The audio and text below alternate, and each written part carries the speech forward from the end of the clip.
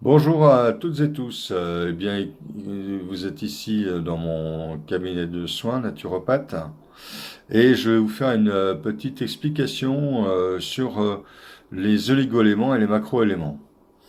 Alors, les macroéléments, qu'est-ce que c'est? D'abord, ce sont des éléments dont on a besoin en grande quantité, donc en quantité mesurable. Quelques grammes, quelques milligrammes, dizaines de milligrammes. Alors parmi ces macroéléments, vous avez cinq macroéléments principaux. Le calcium, le magnésium, qui marchent un peu ensemble, en couple, et un trio qui est le phosphore, le potassium et le sodium. Le phosphore d'ailleurs marche aussi avec le calcium et le magnésium. Ces cinq macroéléments principaux ont une utilité extrêmement importante puisque le phosphore fait partie de la composition de l'ADN et des ARN, matériel génétique, matériel de l'expression génétique et de la production des protéines. Le phosphore est aussi un composant de l'ATP qui est le carburant de base de la cellule, un peu l'essence de la cellule. Et ce qui nous permet justement d'avoir une activité physique et intellectuelle. Le magnésium et le calcium participent à la conduction nerveuse, au relâchement musculaire ou à la contraction musculaire. Le calcium fait partie aussi, comme le phosphore, de la composition des os.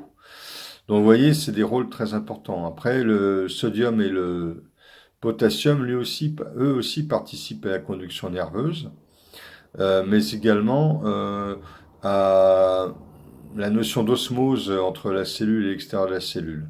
Le potassium est diurétique alors que le sodium a tendance à être antidiurétique, à retenir l'eau. Après, vous avez des macroéléments secondaires. Vous avez le silicium qui fait partie de la composition des os et des tissus. Vous avez le soufre qui est un composant des cartilages, utile aussi au foie et aux poumons et à la peau. Vous avez le brome et le bore, vous avez le strontium et le rubidium. Le rubidium qui participe aussi à l'équilibre nerveux.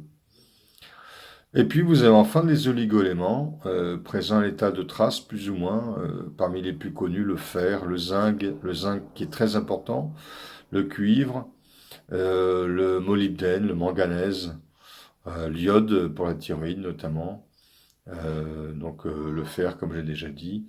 Voilà, des oligoéléments dont on a besoin à l'état de trace en petite quantité. Le germanium aussi, utile pour le système immunitaire. Alors, tous ces éléments-là nous sont apportés par notre alimentation, mais pas que, et notamment aussi dans des compléments alimentaires. Alors, dans les compléments alimentaires, il existe trois formes sous lesquelles les éléments atomiques peuvent nous être proposés. Alors, il y a une forme purement minérale qui n'est pas très intéressante parce qu'elle est très peu assimilable. Vous avez la forme organique et la forme ionisée. La forme minérale peut être sous forme de colloïde. On a entendu parler tous de l'argent colloïdal. L'argent colloïdal, c'est intéressant, mais en un usage local, pour une action locale, car c'est très mal absorbé par la paroi intestinale et par le sang. Qu'est-ce que c'est qu'un colloïde? Eh bien, un colloïde, c'est une substance qui est en suspension dans l'eau sans y être dissous, c'est-à-dire sans être associé à l'eau d'un point de vue électrique. On pourrait dire que le colloïde, c'est un élément juste en suspension dans l'eau. Hein. Il n'est pas dissous. Hein. Il peut donc, en étant en suspension dans l'eau, il peut s'agglutiner, les atomes colloïdaux, ils peuvent s'agglutiner les uns aux autres et former une masse colloïdale, une sorte de flocculation qui rend le colloïde assez peu assimilable précisément. Qu'est-ce que c'est qu'un ion? Eh ben, un ion, justement, c'est un élément atomique qui, lui, est en solution dans l'eau. Il possède une charge électrique, il est dissous, il est associé à l'eau au plan électronique, et étant associé à l'eau, il est beaucoup plus facile à assimiler par les intestins.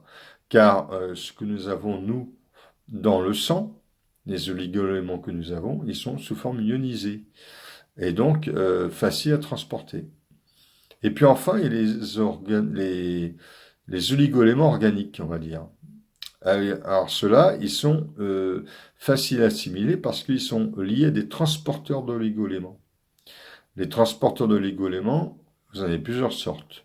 Il y a les orotates, les pidolates, les citrates, les aspartates, les gluconates. C'est toujours des noms en hâte, ce qui veut dire que ce sont des molécules organiques ionisées qui sont associées à l'oligoélément. Donc, par exemple, gluconate de zinc, orotate de fer. Alors, ces molécules-là, c'est un peu des transporteurs. Ils passent dans les intestins, ils passent à travers la membrane intestinale, la barrière intestinale, dans le sang, et ils vont être transportés, ils vont arriver jusqu'à la cellule. Et en arrivant à la cellule, en fait, ils transportent l'oligoélément jusqu'à la cellule. Hein, l'orotate, le gluconate, l'aspartate, tout ça, ça va arriver jusqu'aux cellules. D'où l'intérêt des transporteurs organiques, parce que ça permet une assimilation des oligoéléments extrêmement efficace. Alors maintenant, il y a des petits soucis quand même. Les orotates, ils sont élaborés dans les intestins par la flore intestinale. Donc ça a été découvert par un médecin allemand, le docteur Hans Nieper. Et donc, il a découvert l'acide orotique. Et l'acide orotique se lie aux oligoéléments, ce qui leur permet de passer cette barrière intestinale facilement. Donc, les orotates, effectivement, rendent l'oligoélément beaucoup plus assimilable. Et c'est donc forcément métabolisable puisqu'on le retrouve dans la nature, l'acide orotique. Les pidolates, alors là, par contre, on ne sait pas. Qu'est-ce que c'est exactement? Quel est leur comment c'est utilisé par les cellules? Parce qu'évidemment, quand le transporteur arrive à la cellule, il va relarguer son oligoélément dans la cellule, mais lui, qu'est-ce qu'il devient? Hein, c'est un peu comme oui, un camion, le rotate de fer, par exemple, c'est un camion rempli de fer. Il arrive jusqu'à la cellule et il livre la cellule en fer. Bon. Le rotate, il devient encore quelque chose. Mais le pidolate, lui, ce camion pidolate, lui, il devient quoi? Qu'est-ce qu'on en fait? On ne sait pas trop.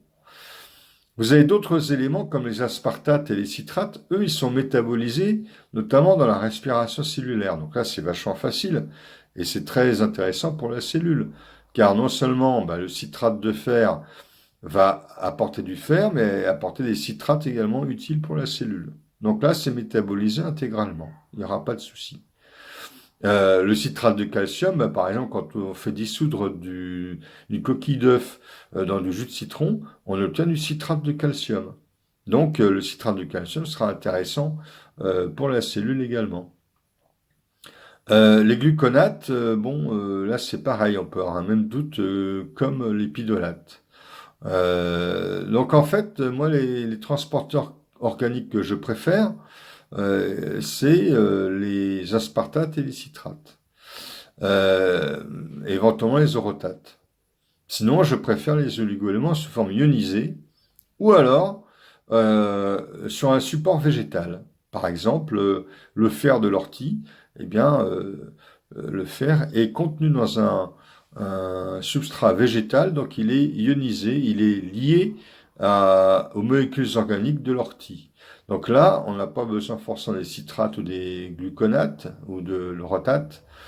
Le simple fait que le fer est inclus dans un tissu végétal, comme apport végétal, fera qu'il sera fortement assimilable.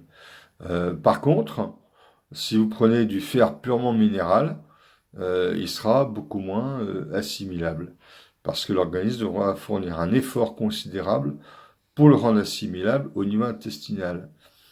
Voilà, donc j'espère que ma petite explication vous permettra de comprendre que les meilleures formes d'oligoéléments, de macroéléments à prendre, c'est les oligoéléments et macroéléments ionisés. Dans l'eau de mer, par exemple, le poisson marin de Quinton, vous avez tous les oligoéléments ionisés, donc ça c'est valable. Ou alors il y a des fabricants qui fabriquent des oligoéléments sous forme ionisée, comme Catalion par exemple, ça c'est valable. Ensuite, bah, les aspartates ou les citrates sont valables. Et puis les oligoéléments végétabilisés, comme on dit, ou présents dans des tissus animaux, par exemple la poudre de chair d'huître, sera également très valable. Et par contre, ben, les poudres de roche seront beaucoup moins intéressantes, par exemple, ou les éléments colloïdaux seront beaucoup moins assimilables également, par exemple. Eh bien, je vous souhaite une bonne journée et à très bientôt.